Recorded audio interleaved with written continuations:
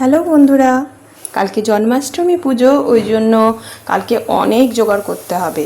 ওই জন্য আজকে কি করছি, তাল ক্ষীর বানাচ্ছি, বানিয়ে রেখে দেবো। তো প্রথমে দুধ নিয়ে নিচ্ছি, একদম গাঢ় দুধ। এটা দিয়ে কালকে ক্ষীরও বানাবো, মানে পায়েস হবে। দুধটা এখন ফুটিয়ে নেব।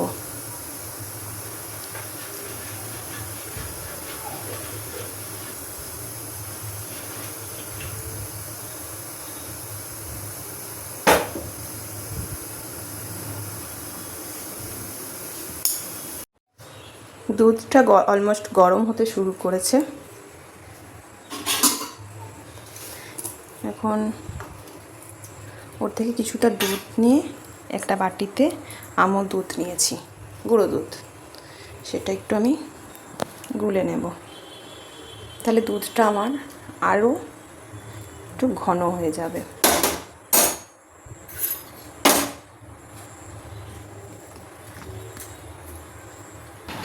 ওটাকে আমি গুলে নিই দুধটাকে, এরপর এবার ওই দুধ বাকি যেটা দুধটার মধ্যে ঢেলে গুলেছিলাম নিচ্ছি। এর মধ্যে দিয়ে দিলাম।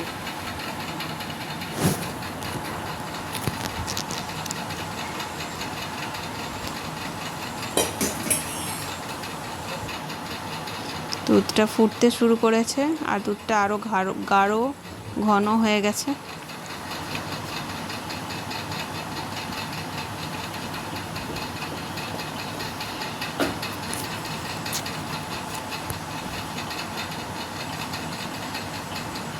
এর মাঝে আমি কিছুটা চিনি দিয়েছিলাম, খুব অল্প পরিমাণে, যেহেতু ক্ষীর করছি তাই খুব একটা বেশি, দুধের তো একটা নিজস্ব মিষ্টতা আছে, গুঁড়ো দুধেরও একটা মিষ্টতা আছে ভাব, তাই আমি খুব একটা বেশি মিষ্টি দিচ্ছি না।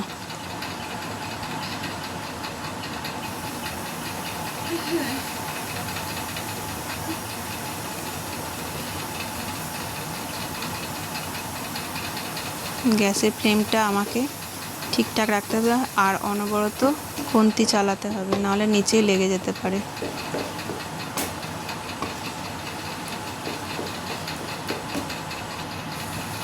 একদম ক্ষীর হয়ে গেছে। এবার আমি তালের শাঁস দিয়ে দিচ্ছি ওর মধ্যে, গ্যাসটা অফ করে, না হলে আমার দুধটা ফেটে যেতে পারে। তো হয়ে গেছে আমার অলমোস্ট রেডি তাল ক্ষীর। এবার কড়াইয়ের মধ্যে কিছুটা নারকেল নিয়ে নিয়েছি নাড়ু বানানোর জন্য। নারকেলটা কুড়ে নিয়েছি, তার মধ্যে চিনি দিয়ে দিচ্ছি, চিনি দিয়েই বানাবো। তো আমার নারকেল নাড়ু আর তালের ক্ষীর তৈরি, অলমোস্ট রেডি। আর এটা বানিয়েছিলাম পাঞ্চেরি, এটা কেক বানিয়েছিলাম গোপু সোনার জন্য, আর এটা ওর গিফট, গোপু সোনার জন্য মুকুট। এরপর গোপু সোনাকে স্নান করানো হচ্ছে। তো আমার কাছে কিশমিশ ছিল, তো কিশমিশ দিয়ে আমি একটা মালা বানিয়েছিলাম। আর মালাটা দেওয়ার পর এরপর আমি ঘি দিয়ে দিচ্ছি।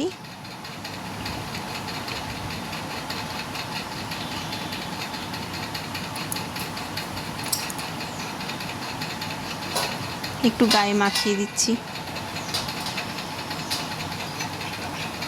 এরপর এর মধ্যে একটু মধু ঢেলে নিচ্ছি, মধু দিয়ে স্নান করাচ্ছি গোপু সোনাকে।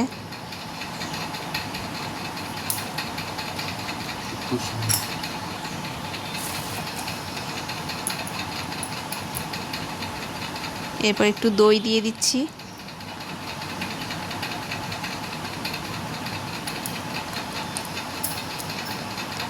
এরপর দিয়ে দিচ্ছি দুধ, আর দুধের মধ্যেই আমি শর্করা দিয়ে দিয়েছিলাম।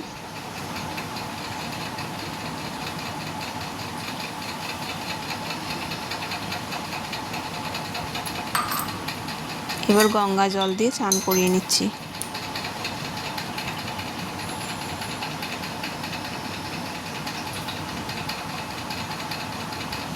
এবার গোপু সোনার খুব ঠান্ডা লাগছে, তাই গোপু সোনাকে ভালো করে মুছে নিই টাওয়াল দিয়ে। এটা গোপু সোনার জন্যে জামা নিয়ে এসেছিল আমার বর। কেমন লাগছে বলো তো গোপু সোনাকে? একদম আমার সোনু মনু লাগছে। এই দেখো মালা পরানো হয়ে গেছে, মুকুট পরানো হয়ে গেছে। কেমন লাগছে বলো?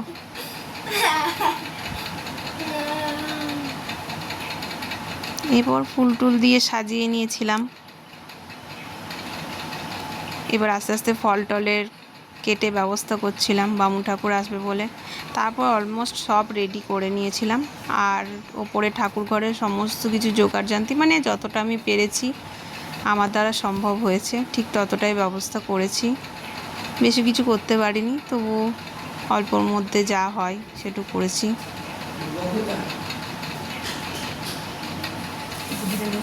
আর গোপুসোনার জন্য দুটো সাদা পদ্ম নিয়ে এসেছিলো আগের দিনে, পদ্ম ফুল।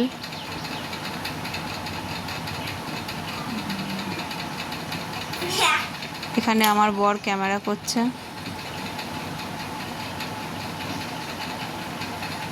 কেকটা কিন্তু একদম দোকানের মতন হয়েছিল। আমি ভাবতে পারিনি যে এত সুন্দর কেকটা হবে। আগের দিন আমার কেক বানাতে বানাতে রাত 11টা হয়ে গেছিলো, মানে কেকটা বেক হতে অনেকক্ষণ সময় লেগেছিল, যেহেতু মিল্ক কেক ছিল ওই জন্য। আর ভগবানের জন্য মিষ্টান্ন, কিছু ফল, বোঁদে, পায়েস। আর এই যে বামুন ঠাকুর এখন পুজো করছে।